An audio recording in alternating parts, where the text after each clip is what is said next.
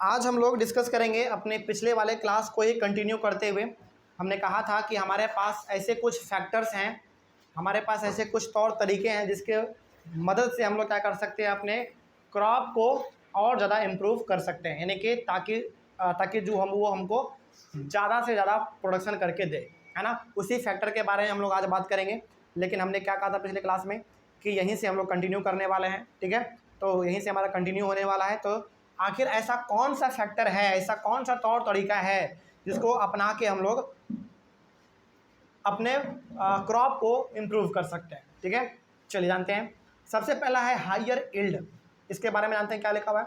The main aim of crop variety improvement is to improve the productivity of the crop per acre. देखो, crop variety improvement का यानी कि crop के variety को improve करने का जो हमारा मकसद है, बेसिकली मकसद है क्या, हमारा मकसद ये है कि वो ज़्यादा से ज़्यादा प्रोडक्शन करके दे, क्या ज़्यादा से ज़्यादा वो अनाज को उपजा के दे, ये तो हमारा मकसद है। लेकिन पर एकड़ यानी कि हर एकड़ में, यानी कि कम से कम एक एकड़ में ज़्यादा से ज़्यादा वो अनाज को उपजा के हमको दे, ये है हमारा पहला हायर यील्ड। तो सबसे पहला तो यही है कि हमारा मकसद ही यही है, पहला वाला, कि क्रॉप वैरायटी इंप्रूवमेंट का मतलब ही हुआ, मकसद ही ये है कि हमको ज़्यादा से ज़्यादा अनाज प्रोड्यूस करके मिले, ठीक है। ये हो गया हमारा हायर यील्ड। उसके बाद इम्प्रूव्ड क्वालिटी, इसके बारे में जानते हैं। Quality consideration of crop products vary from crop to crop. देखो, हर एक क्रॉप का ना, यानी कि हर एक प्लांट का, जो हमारा अनाज का प्लांट है उसका ना अलग अलग क्वालिटी होता है। ये तो आप एग्री करते हैं इस चीज़ से, क्वालिटी अलग अलग होता है। जैसे फॉर एग्जांपल के तौर पे देखा जाए, baking quality is important in wheat. गेहूं के लिए इंपॉर्टेंट क्वालिटी उसका क्या है बताओ, सॉरी, व्हीट के लिए उसका इंपॉर्टेंट क्वालिटी क्या है, बेकिंग, यानी कि वो अच्छी तरीके से क्या हो जाए, बेक हो जाए, यानी कि पूरी तरीके से बन जाए। जैसे फॉर एग्जांपल मान लीजिए हमारा व्हीट है, गेहूं है, उसमें यदि हम लोग उसको रोटी बनाना चाहें और उसको हीट दें और रोटी बने ही ना, तो क्या व्हीट का कोई महत्व रहेगा? कोई महत्व नहीं रहेगा, है ना। तो यहाँ से आप ये कह सकते हैं कि हर एक अलग अलग क्रॉप का क्वालिटी अलग अलग होता है। तो बेकिंग क्वालिटी इंपॉर्टेंट है किसके लिए? व्हीट के लिए। प्रोटीन क्वालिटी इंपॉर्टेंट है किसके लिए? पल्स के लिए, क्योंकि दाल आपको क्या देता है? प्रोटीन ही देता है ना। ऑयल क्वालिटी किसके लिए इंपॉर्टेंट है? ऑयल सीड्स के लिए, है कि नहीं। एंड प्रिजर्विंग क्वालिटी इंपॉर्टेंट है किसके लिए? फ्रूट और वेजिटेबल के लिए, यानी कि फ्रूट और वेजिटेबल ऐसे हैं हमारे हैं जो कि आपको प्रिजर्व करके रखना पड़ता है, नहीं तो फिर वो सड़ गल जाता है जल्दी, है कि नहीं। तो यहाँ पे बेसिकली क्वालिटी का बात हो रहा है, क्वालिटी का बात हो रहा है। इसका मतलब ये है कि जैसे जैसे बेकिंग क्वालिटी इंपॉर्टेंट है व्हीट के लिए, तो यदि व्हीट का बेकिंग क्वालिटी इंप्रूव किया जाए तो ऑब्वियस ही बात है वो हमको ज़्यादा से ज़्यादा काम, यानी कि ज़्यादा से ज़्यादा हमको वो प्रोड्यूस करके देगा, है कि नहीं। जैसे प्रोटीन क्वालिटी किसका है? पल्स का है। तो पल्स के क्वालिटी को यदि बढ़ाया जाए, उसमें इंप्रूवमेंट लाया जाए अलग अलग प्रकार से, तो ऑब्वियस ही बात है उसमें प्रोटीन हमको ज़्यादा मिलेगा, है कि नहीं। फैट किसका क्वालिटी है?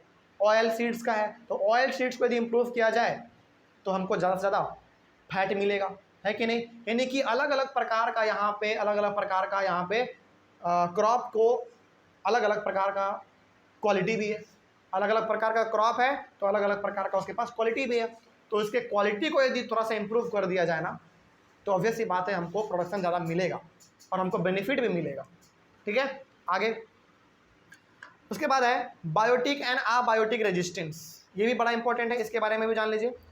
बायोटिक एंड अबायोटिक रेजिस्टेंस ये क्या? देखो, crop production can go down due to biotic and abiotic stresses under different situation. चलो पहले समझ लो कि बायोटिक रेजिस्टेंस क्या होता है। देखो, बायोटिक रेजिस्टेंस का मतलब हो गया डिजीजेस, इंसेक्ट्स, ये सब चीज़, यानी कि फसल में कीड़ा लग जाना, फसल में थोड़ा सा महामारी का, आप कह सकते हैं फसल बीमार हो जाना, इस प्रकार का। देखो, फसल में भी बीमारी फैलता है, अनाज में, यदि आपके खेत में अनाज लगा हुआ है तो वहाँ पे भी बीमारी फैलता है। इस चीज़ को आप याद रखिएगा, महामारी जिसको हम लोग कहते हैं, है कि नहीं। तो वो हो जाना, या फिर खेतों में कीड़े मकोड़े लग जाना, ये हमारे आते हैं बायोटिक रेजिस्टेंस में, ठीक है। और अबायोटिक में कौन आएंगे भाई? अबायोटिक में इसके अलावा जो दुविधा है हमारा, जैसे ड्राउट, सैलिनिटी, ड्राउट मतलब सुखाड़ी, पानी का कमी हो जाना। सैलिनिटी यानी कि नमक का मात्रा पानी में ज़्यादा हो जाना। वाटर लॉगिंग यानी कि पानी का मात्रा क्या हो जाना, बहुत ज़्यादा हो जाना कभी कभी, है कि नहीं। हीट गर्मी बढ़ जाना। कोल्ड कभी कभी बहुत ठंडा भी पड़ जाना। फ्रॉस्ट कभी कभी बरसात हो रहा है तो उसके साथ पत्थर उथल भी गिर गया, आंधी तूफान भी आ गया। तो इस वजह से क्या होता है आपका, इस वजह से आपका जो है क्रॉप का प्रोडक्शन घट जाता है। तो क्रॉप का प्रोडक्शन आपका बायोटिक और अबायोटिक रेजिस्टेंस दोनों की वजह से घटता है। और लेकिन यदि इन दोनों को हम इंप्रूव कर दें, इन दोनों को बायोटिक और अबायोटिक रेजिस्टेंस को हम यदि होने ही ना दे अपने फसल में, तो क्या फसल अच्छा होगा? बिल्कुल अच्छा होगा। तो इस कारण से भी हम लोग अपने फसल को इंप्रूव कर सकते हैं। ठीक है, तो बायोटिक और अबायोटिक दोनों का दोनों ऐसा रेजिस्टेंस है, ऐसा रोक है, यानी कि रोक मतलब ये हमारे फसल को क्या कर रहा है, बढ़ने से रोक ही तो रहा है कि नहीं। यदि इस पे काम किया जाए, इसको इम्प्रूव किया जाए, तो हमारा फसल अच्छा हो सकता है। ठीक है, उसके बाद varieties resistant to these stresses can improve crop production, यानी कि इसके खिलाफ यदि कोई काम कर दिया जाए, इसमें इंप्रूवमेंट यदि ला दिया जाए रेजिस्टेंस के खिलाफ, बायोटिक और अबायोटिक रेजिस्टेंस के खिलाफ, तो हमारा क्रॉप का प्रोडक्शन इंक्रीज हो सकता है, इंप्रूव हो सकता है। उसके बाद है हमारा चेंज इन मैच्योरिटी ड्यूरेशन। ये क्या है, इसके बारे में भी जानिए। The shorter the duration of the crop from sowing to harvesting, the more economical is the variety. Such short duration allows farmers to grow multiple rounds of crops in a year. आप देखो, जैसे मान लीजिए आपने खेत में कोई फसल लगाया, ठीक है, और उस फसल का बोने से लेकर काटने तक का जो ड्यूरेशन है वो बहुत ही कम है। ठीक है, तो यहाँ से इसमें होगा क्या, इसमें ये होगा कि किसान फटाफट बीज को बोएगा, फटाफट कुछ समय के कुछ महीनों के बाद अपना फसल को काट लेगा, फिर वो बीज लगाएगा, फिर कुछ महीनों के बाद काटेगा, फिर लगाएगा, फिर काटेगा। इससे क्या होगा, इससे आपका प्रोडक्शन क्या हो रहा है, बार बार हो रहा है ना। तो क्या यहाँ पे आपका प्रोडक्शन इंक्रीज हुआ, इम्प्रूवमेंट इसमें आया? बिल्कुल आया। तो यदि क्रॉप प्रोडक्शन का ड्यूरेशन यदि कम है तो इससे भी हमको फ़ायदा होता है, क्योंकि किसान क्या करता है, बार बार एक ही साल में 3-4 बार खेती कर लेता है ना। तो इससे भी हमारा क्रॉप का प्रोडक्शन इंक्रीज हो जाता है, कोई डाउट इसमें। लेकिन यदि वही मेच्योरिटी लेवल, मेच्योरिटी का मतलब क्या, पकने का, ठीक ना, यदि उसका समय क्या ज़्यादा है तो साल में एक ही बार हो पाता है खेती, 2 ही बार हो पाता है खेती।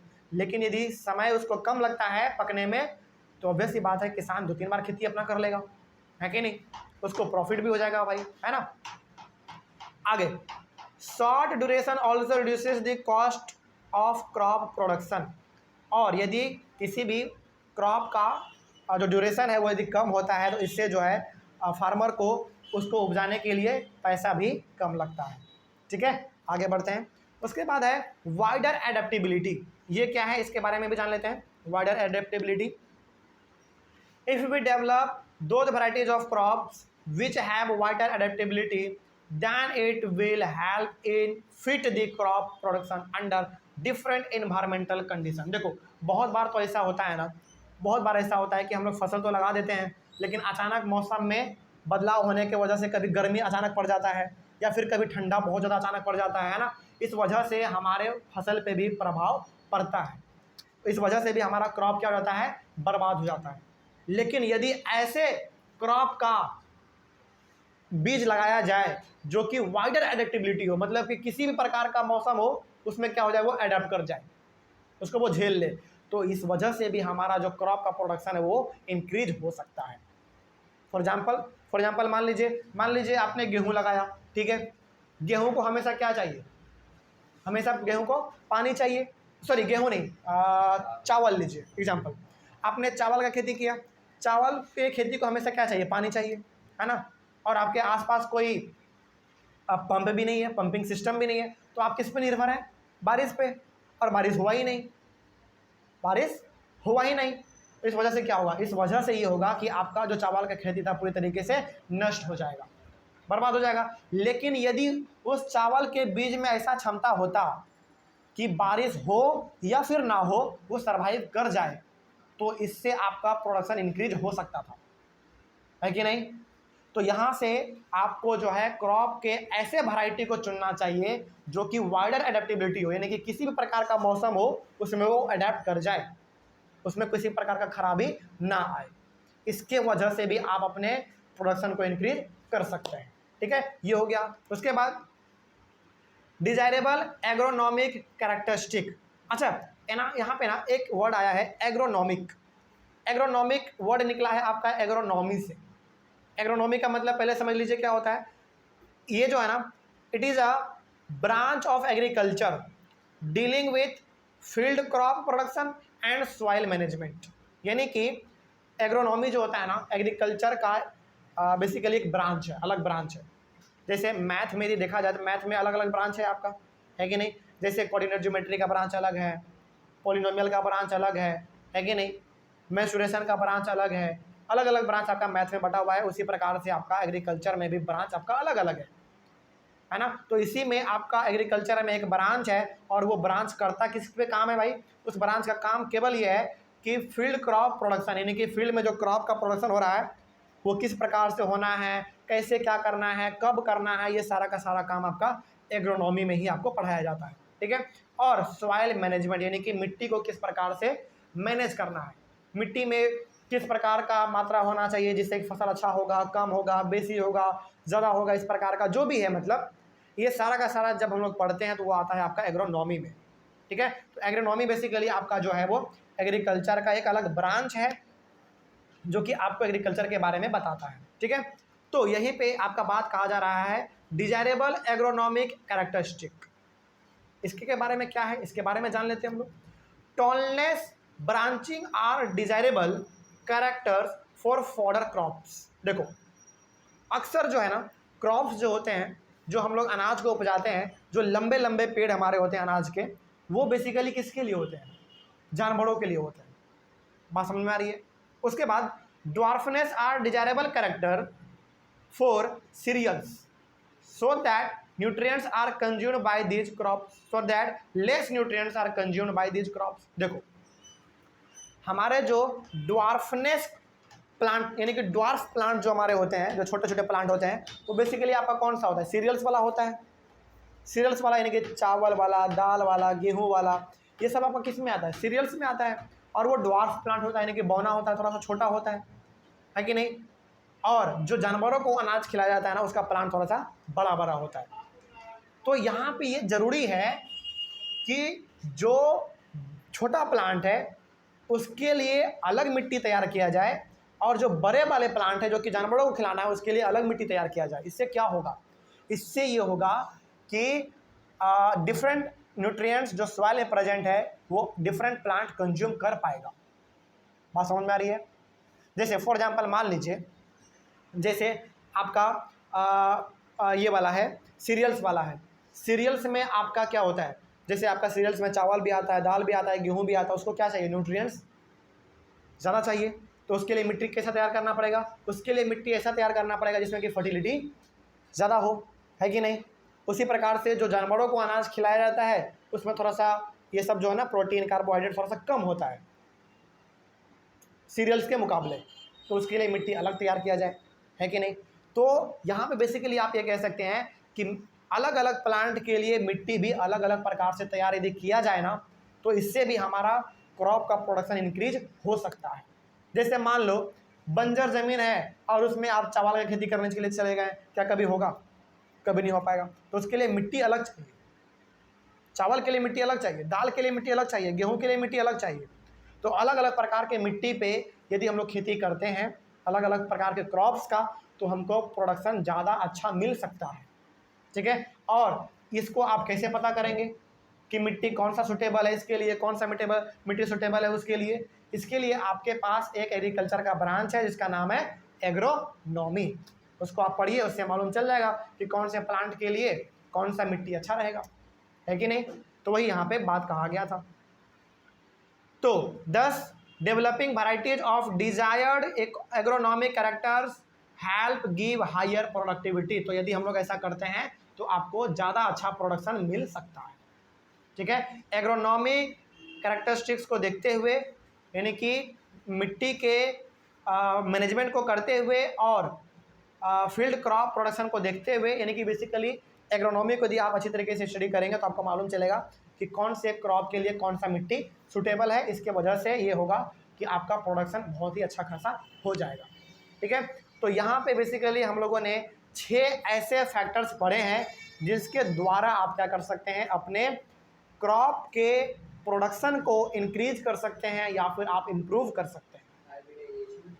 हाइब्रिडाइजेशन भी है, वो भी है, लेकिन ये बेसिकली आपका 7 ऐसा है जिससे कि आप इंक्रीजमेंट में उसको मतलब कि इंक्रीज कर सकते हैं। ठीक है, चलिए अगले वाले क्लास में हम लोग डिस्कस करेंगे क्रॉप प्रोडक्शन मैनेजमेंट के बारे में। ये आपका सेकंड वाला था ना, सेकंड वाला था आपका क्रॉप प्रोडक्शन मैनेजमेंट। चलो याद दिला देते हैं आपको एक बार। देखो यहाँ पे क्रॉप प्रोडक्शन मैनेजमेंट हमारे पास 3 एक्टिविटी था ना। पहला क्रॉप वैरायटी इंप्रूवमेंट, दूसरा क्रॉप प्रोडक्शन मैनेजमेंट, तीसरा क्रॉप प्रोटेक्शन मैनेजमेंट। तो हमने पहला पढ़ लिया, दूसरा वाला हमारा स्टार्ट होने वाला है अपने अगले वाले क्लास में। तब तक के लिए thank you very much and have a nice day.